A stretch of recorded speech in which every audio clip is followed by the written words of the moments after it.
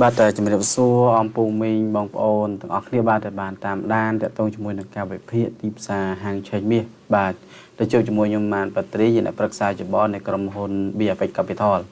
បាទសម្រាប់ថ្ងៃនេះគឺយើងមកវិភាគតម្លៃទីផ្សារមាសទាំងអស់គ្នាហើយការពីយប់មិញហ្នឹងជាឃើញថាតម្លៃមាសនេះគឺធ្លាក់ខ្លាំងហើយមូលហេតុដែលធ្លាក់ខ្លាំងហ្នឹងគឺមានមូលហេតុច្រើនយ៉ាងអំពូមីងបាទវាមិនមែនមានតែមួយមូលហេតុទេអញ្ចឹងណាបាទហើយអ្វីដែលសំខាន់ហ្នឹងគឺទីមួយខ្ញុំចង់ប្រម៉ូទតាក់ទងជាមួយនឹង YouTube បន្តិចព្រោះថាមានអំពូមីងពីច្រើនគាត់តាមដានការវិភាគរបស់ខ្ញុំរហូតបាទប៉ុន្តែគាត់ដាននៅក្នុងការ live របស់ក្រុមហ៊ុនខ្ញុំមួយអាទិត្យហ្នឹងវិភាគបានតែ2ថ្ងៃទេអំពូមីងតែថ្ងៃពុធនិងថ្ងៃសុក្រទេអញ្ចឹងណាបាទហើយខ្ញុំក៏បង្កើតជា YouTube Channel មួយ YouTube Channel របស់ខ្ញុំហ្នឹងឈ្មោះ Triman ហាងឆេងមាសបាទ Triman ហាងឆេងមាសអញ្ចឹងបើសិនហើយ YouTube Channel ហ្នឹងរៀងរាល់ព្រឹកខ្ញុំវិភាគវីដេអូផ្ញើទៅក្នុងYouTube ហ្នឹងរៀងរាល់ព្រឹកទៅលើ Channel របស់ខ្ញុំអញ្ចឹងណាអញ្ចឹងបើសិនជាអំពូមីងចង់តាមដានការវិភាគរបស់ខ្ញុំរៀងរាល់ថ្ងៃរៀងរាល់ព្រឹកអញ្ចឹងអំពូមីងអាចចូលទៅ Subscribe ទៅលើ YouTube Channel របស់ខ្ញុំផ្ទាល់ហើយដាក់ពាក្យកណ្ដឹងទៅនៅពេលដែលខ្ញុំផុសវីដេអូទៅគឺអំពូមីងបានឃើញដំបូងគេអញ្ចឹងណាបាទហ្នឹងហើយបើសិនជាអំពូមីងចង់ប្រឹក្សាយោបល់ឬក៏ចង់បើក account ទិញលក់ហាងឆេងមាសអាចតាក់ទងមកលេខទូរស័ព្ទរបស់ខ្ញុំផ្ទាល់បាទណាអូខេចាឥឡូវយើងមកវិភាគតាក់ទងជាមួយនឹងមាសបាទមាសអញ្ចឹងតម្លៃទីផ្សារមាសយើងឃើញថាវាដូចជាអត់បែកតម្លៃ4200ទេអំពុំមីងទាំងអស់គ្នាយើងមើលទាំងអស់គ្នាណាបាទនេះអ្វីដែលខ្ញុំគូកាលពីទឹកមុនកាលពីអាទិត្យមុនហ្នឹងគឺខ្ញុំបានដាក់ជា support និង resistance ជាចំណុចខ្ពស់និងចំណុចទាបអញ្ចឹងណាបាទហើយយើងមើលឲ្យលម្អិតបាទយើងមើលឲ្យលម្អិតទាំងអស់គ្នាទៅនៅពេលដែលយើងមើលយើងលម្អិតទាំងអស់គ្នាយើងឃើញថាតម្លៃទីផ្សារមាសនេះព្យាយាមចុះមកវិញបាទចុះមកវិញដោយសារតែនៅក្នុងតំបន់នេះគឺជាតំបន់គេហៅថាជា support អញ្ចឹងកន្លែងនេះគឺជា resistance របស់វាហើយបាទហេតុអីដោយសារតែវានៅប៉ះកន្លែងនេះដែរនេះមានន័យថាវាប៉ះនៅក្នុងតំបន់ resistance នេះកន្លែងនេះណាអញ្ចឹងវាអត់ break បាទតម្លៃមាននេះអត់ break លើ4200ទេគឺវាមកត្រឹមតែ4202ហ្នឹងបាទឬក៏4200គុតហ្នឹងគឺវាធ្លាក់មកវិញអញ្ចឹងណាអញ្ចឹងមានន័យថាតំបន់4200ហ្នឹងគឺជាតំបន់រឹងរបស់វាហើយបាទជាតំបន់រឹងប៉ុន្តែគ្រាន់តែវាមិនទាន់រឹងដូចអាក្រមនេះទេអាក្រមនេះ3900នេះវាធ្លាក់ហើយឡើងហើយអានេះចូលមួយអាទិត្យជាងនេះចូលចិត្តពីអាទិត្យអានេះណាបាទមើលយើងរាប់1 2 3 4 5 6 7មួយអាទិត្យគត់បាទអញ្ចឹងគ្រាន់តែវាមកតេស្តនៅ3900ហ្នឹងគឺមួយអាទិត្យគត់គឺវាតេស្តអត់បែកក្រោម3900ទេក្នុងមួយអោនទេហើយវាឡើងលើ4000វិញអញ្ចឹងណាបាទហើយយើងឃើញតម្លៃទីផ្សារមាននេះគឺវាបច្ចុប្បន្ននៅ4124ក្នុងមួយអោនយើងសួរថាក្នុងថ្ងៃហ្នឹងយើងទិញបានអត់អំពុំមីងក្នុងថ្ងៃហ្នឹងយើងទិញបានណាតើតើជាមួយនឹងមាសហ្នឹងបាទយើងទិញបានបច្ចុប្បន្នគឺយើងទិញបាននេះកន្លែងនេះគឺយើងទិញបានណាហើយអ្វីដែលសំខាន់ហ្នឹងគឺបើសិនជាតម្លៃទីផ្សារមាសហ្នឹងវាអត់បែកមានន័យថាក្នុងអាទិត្យហ្នឹងខ្ញុំសំដៅនៅក្នុងអាទិត្យហ្នឹងមានន័យថាថ្ងៃនេះថ្ងៃពុធហើយអញ្ចឹងវានៅសល់2ថ្ងៃទៀតដូចជាថ្ងៃពហុនិងថ្ងៃសុក្រអញ្ចឹងវាច្រើនយប់ថ្ងៃពហុឬក៏យប់ថ្ងៃសុក្រហ្នឹងបើសិនជាវាប្រែប្រួលខ្លាំងហើយវាប្រែប្រួលឡើងលើ4200ក្នុងមួយអោនអញ្ចឹងតម្លៃទីផ្សារមាសហ្នឹងនឹងឡើងទៅលើបាទបើសិនវាឡើងលើ4200បាទតែបើសិនជាវាចុះក្រោម4200ឬក៏វាអាចមក3900វិញគឺវាអាចនឹងបែកចុះក្រោមបាទអាចនឹងបែកនៅក្នុងតំបន់ហ្នឹងបើសិនជាយើងមើលទៅលើថ្ងៃហ្នឹងគឺអត់មានទិន្នន័យអីសំខាន់ទេអំពុំមីងបងប្អូនអរគ្នាណាបាទ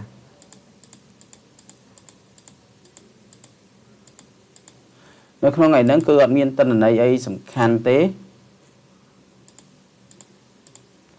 ប៉ុន្តែនៅក្នុងយប់ហ្នឹងគឺមាន FOMC meeting មួយបាទនៅក្នុងយប់ហ្នឹងម៉ោង1ម្ដងអាត្រាហ្នឹងគឺមានការពិភាក្សាគ្នាឬក៏យើងហៅថាការប្រជុំរបស់សមាជិកនៃធនាគារអាមេរិកអ bà chẳng kê bị trộm kia tới và sân chỉ miên con dỗ bài tại tôi chỉ muốn nâng ca tờ là ngà tra ca pra đưa co tờ lẹ tra ca pra chẳng tầm lại tiếp xa mía dục nước anh nhận miên ca pra pro bật thèm tiệt chẳng như khơi mà dạ ní cứ không khai ní được miên po miên ấy tê và tay về rong trăm nơi po miên tại tôi chỉ muốn nâng tra ca pra ông phụ mình po nó kia chẳng không khai nâng miên po miên tra ca pra môi tiệt nên ngày thì sam sấp mong môi lồng triệt bà chẳng bởi dựng cái tới du đài đó bà du đài chẳng nơi dục nắng cứ tình yêu kia mà định nắng còn nắng bị trông kia này còn nắng bị trông kia chẳng bữa sân chỉ còn bị trông kia tới bị chọn bọc nào tha để xa tra ca pra mỹ ai cho tiệt bà tại bữa sân chỉ cắt tra ca pra mỹ nắng ai đừng làm buộc mình tiền chẳng cái này bà chẳng nhưng khơi tha bây giờ bọn nắng mi nắng cặp bông tài miền sầm piệt khang tẹt tông cho mùi nâng tình yêu kia mà đấy tẹt tông cho mùi nâng phum sa nhiều bái nâng tẹt tông cho mùi nâng prey bà tẹt tông mùi lui đà la tiệt và dân về ó nè bà chẳng dân về ó cặp bất á mi về thẹt để xa ai bà mi hở vi thẹt để xa ai thì mỗi vi miền sầm piệt tẹt tông cho mùi nâng lui đà la bà miền để tha lui đà la chập đam lọ bà lui đà la chập đam lọ và to bị lôi đà la chập hai đấyมันchỉ lôi đà la chập đam lọ cho ngom pum mình một nọ kiaมีกระตาปีទៀតbà chẳng bây giờ bị phía si dùm rỡ bà nhâm út hò môi ở dồn lôi đà la lọ nó cứ vìมีกระตาปีbàกระตาti muối cứ tình yêu kia mà đấy nó quạt cà bị khai muốn như khơi nhé cà bị khai muốn nó cứ quạt bạc cá hệ xa tra cà pra chẳng vì chơi tầm độc chất đây tụi này đây là nẹo vi này dấu cân mà chuẩn uốn nó cònมีtầm độc chất tha lôi đà lá nó cứ nơi thề chẳng bạn còn nơi tục lôi đà lá còn nơi tinh lôi đà lá cho thèm tiệt khá nè bà chẳng các bạn thua lôi đà lá nó vì nơi thế nó có mình cả càng lại chụm lại nó ở đây chụm rồi nhau chụm lại tiếp xa mía vì lại chọc chụm lại chi mùi lôi đà lá là o tẹt tôn mùi tình yêu kia mà nó đã xa tra ca bạc chụm lại tí pí tình yêu lôi đà la là o nó cứ tẹt tôn chụm mùi nó ta nhà há nè để quát từ tinh tình ấy chẳng cứ con vô lôi đà lá nó cứ tình bà vô lôi đà lá tình chẳng đó bà chẳng nó pe để prey lang thái nhưng khơi như cà phê bộ bật cho hầm bột nó cứ prey lang thái nó cứ kỳ vô lôi đà lá nó tình prey nhé bà kỳ vô lôi đà lá nó tình prey chẳng nó pe nó cứ lôi đà lá bị chập đam mi đầm lại bị chập đam thái á chẳng chùm nói để thua prey lang nó có lôi đà lá lang này chẳng nó phụ mình đấy bà chẳng là nó cứ như chụp này cả ta thì mùi đại thua áo tầm lại mi thì lại cho đại xa tay lôi đà la nó là o bà sân tua đà la nó bùa là khẳng bà chụp này tí pí cứ tẹt tôn chụp muối nó prey bà tẹt tôn chụp muối nó sừng kriềm bằng po nằm pung mình một kia chẳng bà chụp bón nó nẹo vi thì dốt nó có nơi tại toàn miền tầm nốt chất nó không cả tình mi châu lại tì cứ có nơi tại bà to tình prey tốc đại xa có kịch tha ca cho chá cứ ở trời kia tới ca biệt tận môn rồi viên Americ hay năng Iran hơi ca cho chá lại cả tha Americ nắng hơi Iran mà cho cha cho muối nắng Americ bàn tay Israel lớn tới chia vay bà há bà tê Yemen bà tê lị bông nào mình coi dừng từ chẳng nó dừng kết lại nó với bà bạ chẳng chẳng ở đây để ca cho cha nó cứ Iran nó cho áo Israel rồi có Americ nó chụp vay bà ha rồi có chụp phơi sừng cream rồi có chụp bánh missile tới bờ tây Yemen rồi có bờ tây lì bong ở dân tờ bà bờ tây này chật khang đôi chỉ Yemen rồi tới dùng đầu lời Yemen bờ tây Yemen đó nè bà trong bờ tây Yemen nó chỉ bờ tây muối để Iran nó còn cà phê còn mọi Israel nó vay bà ha nè chẳng á bà chẳng cái lại nó ấy để thua áo cái cho cha ấy rồi có cái bị trôm ấy rồi có cái prom prieng ấy vì ở trình thì ở miền thì sao tại vì ở miền lẹ khan nhầm nói đấy Iran trong bàn đại Israel nó cứ có ắt khóa bà ắt khóa tha Americ nó trong cho cha và chọc sân kia mà vậy mấy đôi lạc là ắt khóa giống cái này bà chân tới Israel nó có trẻ thua tạm bơi chật quạt chân tới hay Americ nó trẻ tươi Iran màu cho cha tại Iran có ắt cho cha chẳng ai chụp nói nó ấy cứ chỉ chụp nói khoai kia chẳng Americ nó có lại cả nạ tha ọt ai chui bàn chứ nó chân sừng kiếm nó tập to cả bật trọ hầm môi xuống nơi tầm miền hơi ai tới một tiết cứ kia nâng bật trọ môi tiết nơi chất bật tay Yemen nâng cứ cất oi tầm nanh nhỉ của tha bật tập bóng cứ bật lại cả nạ tha prey tầm bật tí pí cứ bật tầm nanh bà tầm nanh nhé ចឹងអត់មានចរាចរណ៍មានទេហើយយើងឃើញថាប្រេងអត់តប្រេងអត់ឡើងខ្ពស់ខ្លាំងហ្នឹងដោយសារអីដោយសារតែអេរ៉ង់ហ្នឹងបើកឲ្យតែកប៉ាល់ចិនទេហើយនឹងរុស្ស៊ីទេចេញសល់ម៉ានគឺទប់ទាំងអស់ឬក៏រួមទៅឲ្យតែស្ព័នមិត្តជាមួយនឹងអាមេរិកឲ្យតែប្រទេសណាក៏ដោយឲ្យតែស្ព័នមិត្តមួយអាមេរិកហ្នឹងគឺទប់ទាំងអស់អញ្ចឹងណាបាទទប់ទាំងអស់អត់ឲ្យនាំចេញប្រេងទេតែបើប្រទេសផ្សេងដូចជាមិនមែនជាដៃគូរបស់អាមេរិកហ្នឹងគឺអេរ៉ង់បើកច្រកឲ្យចេញអញ្ចឹងណាបាទអញ្ចឹងអាកន្លែងហ្នឹងឯងដែលធ្វើឲ្យតម្លៃទីផ្សារមាសមានការធ្លាក់ចុះដែលអ្នកវិនិយោគ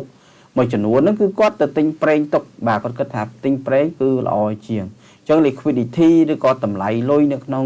តម្លៃមាសឬក៏ capital នៅក្នុងតម្លៃមាសហ្នឹងគឺវាធ្លាក់ចុះអញ្ចឹងมันធ្វើឲ្យតម្លៃមាសហ្នឹងងើបអត់រួចទេបាទងើបអត់រួចទេងើបធ្លាក់អញ្ចឹងណាបាទហើយវាទៅតាមកត្តាព័ត៌មានទៀតអំពុំមិញបងប្អូនអរគ្នាកត្តាព័ត៌មានទៀតអញ្ចឹងពេលខ្លះឮថាធនាគារចង់កាត់អត្រាការប្រាក់ទៅមាសឡើងមកវឺតអញ្ចឹងទៅដល់ពេលធនាគាររក្សាអត្រាការប្រាក់មាសធ្លាក់មកវិញខ្លាំងអញ្ចឹងទៅបាទហើយឮថាអាមេរិកនឹងចរចាមួយអ៊ីរ៉ង់អីចឹងទៅឡើងមកវឺតអីចឹងទៅហើយដល់ពេលអត់ចរចាធ្លាក់មកវិញចឹងទៅអញ្ចឹងមានន័យថាមាសហ្នឹងវាប្រង់តឡើងទេបាទអំពុំបងប្អូនអរគ្នាឲ្យតាសង្គ្រាមនៅអ៊ីរ៉ង់អាមេរិកហ្នឹងបញ្ឈប់មានន័យថាបញ្ចប់សង្គ្រាមគឺមាសឡើងហ្មងឡើងយកហ្មងហើយណាមួយនៅក្នុងខែនេះគឺខែ6ខែ7ខែ8ហ្នឹងគឺខែហ្នឹងគឺខែគេអត់ទិញចូលទេមាសបាទយើងមើលរដូវកាលមើលវត្តទីផ្សារវាអំពុំមិញអានេះខ្ញុំធ្លាប់បញ្យល់ច្រើនដងបាទចាក់ធ្លាប់ឲ្យតាឡាយមកគឺខ្ញុំធ្លាប់បញ្យល់ហើយគឺមាសហ្នឹងវាមានរដូវកាលឡើងចុះរបស់វាចឹងបើសិនជាអំពូមិញចង់ដឹងអាចតាក់ទងមកលេខទូរស័ព្ទខ្ញុំបានបាទនេះខ្ញុំប្រាប់ណាបាទតាក់ទងមករដូវកាលទីផ្សារមាសឡើងចុះហ្នឹងវាមានខែណាអញ្ចឹងទៅបាទហើយអ្វីដែលសំខាន់ហ្នឹងគឺតម្លៃមាសនេះបើសិនជាវាអាទិត្យហ្នឹងបាទក្នុងអាទិត្យហ្នឹងយើងព្យាករក្នុងអាទិត្យហ្នឹងរយៈពេល2ថ្ងៃបាទអញ្ចឹងបើសិនជាយើងព្យាករថាមាសឡើងដល់ណាចុះដល់ណាវាពិបាកបន្តិចបាទមានន័យថាមាសហ្នឹងគឺឡើងអាចខ្ទង់4160ហ្នឹងត្រឹមប៉ុណ្្នឹងហើយបើសិនជាវាអត់ទៅមុខទេវាធ្លាក់មកវិញហើយបាទ4160បាទអញ្ចឹងបើវាធ្លាក់អាចខ្ទង់4000 គុតបាទ4000គុតអំពុំមិញបើធ្លាក់មក4000គុតបើឡើងវិញ4160បាទប៉ុណ្ណឹងអញ្ចឹងថ្ងៃហ្នឹងវាឡើងចុះប៉ុណ្ណឹងបាទតើតទៅមួយ technical ហើយបើយើងមើលរយៈពេល2អាទិត្យមានថារយៈពេលអាទិត្យនេះខ្ញុំជាកក្នុងអាទិត្យនេះរយៈពេល2ថ្ងៃនេះបាទថ្ងៃប្រហ័ននិងថ្ងៃសុក្របើសិនជាតម្លៃមានឡើងលើស4200គឺមានហ្នឹងគឺនឹងអាចឡើងទៅលើខ្លាំងហើយតែបើសិនជាមានហ្នឹងធ្លាក់ក្រោម4200ទេមានហ្នឹងគឺអាចធ្លាក់ខ្លាំងអញ្ចឹងណាពុំមិញណាបាទអញ្ចឹងយើងឃើញថាតម្លៃទីផ្សារមាសបើសិនជាយើងទិញឥឡូវបើសិនជាយើងទិញឥឡូវឱកាសអាចចំណេញបានតិចតួចអំពុំមិញបងប្អូនអរគ្នាតែបើសិនជាតម្លៃទីផ្សារមាសហ្នឹងបើសិនជាយើងលក្ខណៈថាបើសិនជាយើងចង់លក់វិញតលក្ខណៈថាវាធ្លាក់មកក្រោម4000យើងអាចលក់វិញបានអញ្ចឹងណាបាទបើធ្លាក់ក្រោម4000តែបើសិនជាវានៅលើតម្លៃ4000ឬក៏វានៅលើ4200បាទ4200អាហ្នឹងឱកាសវាអាចឡើងដល់4300 4400អញ្ចឹងទៅបាទតែបើសិនជានៅក្រោម4000ទេមាសហ្នឹងអាចនឹងធ្លាក់មកវិញខ្លាំងអាចនឹងមកតេស្តមួយសាទៀតអំពុំមិញនៅ3900ហ្នឹងមួយសាទៀតអាចតេស្តកន្លែងហ្នឹងមួយសាទៀតណាបាទហ្នឹងហើយអញ្ចឹងនិយាយរួមទៅបើសិនជាអំពុំមិញបងប្អូនចង់ចូលគ្រប់មាសគីឡូឬក៏ចង់ប្រឹក្សាយោបល់អាចតាក់ទងមកលេខទូរស័ព្ទនេះជាលេខ Telegram របស់ខ្ញុំផ្ទាល់អញ្ចឹងណាបាទអញ្ចឹងខ្ញុំមានតែប៉ុណ្្នឹងទេសម្រាប់ការវិភាគថ្ងៃហ្នឹងហើយសម្រាប់ថ្ងៃហ្នឹងយើងចាំមើលទាំងអស់គ្នាថាមាសហ្នឹងឡើងលើ4200វិញអត់បាទបើសិនជាមាសហ្នឹងគឺឱកាសវាធ្លាក់មកខ្លាំងអញ្ចឹងណាបាទក្នុងខែ6ខែ7ខែ8នេះបាទខែ7ខែ8នេះបើសិនជាតម្លៃទីផ្សារមាសវាលក្ខណៈថាបើសិនជាវាចុះបាទបើសិនជាវាចុះខ្លាំងយើងអាចទិញបាននៅក្នុងខែ8ខែ9អាចចូលខែក្រោយមាសគីឡូបាទទិញបានហើយចូលខែ9ខែ10 11មាសអាចឡើងមកវិញហើយមូលហេតុអីគឺដោយសារតែចូលឆ្នាំចិនអំពុំមិញអញ្ចឹងតែចិត្តចូលឆ្នាំចិនគេទិញមាសចូលហើយបាទអូខេខ្ញុំមានថាប៉ុណ្្នឹងឯងសម្រាប់ការវិភាគថ្ងៃហ្នឹងបាទអញ្ចឹងក៏សូមអរគុណអំពុំមិញបងប្អូនអរគ្នាបាទជម្រាបលា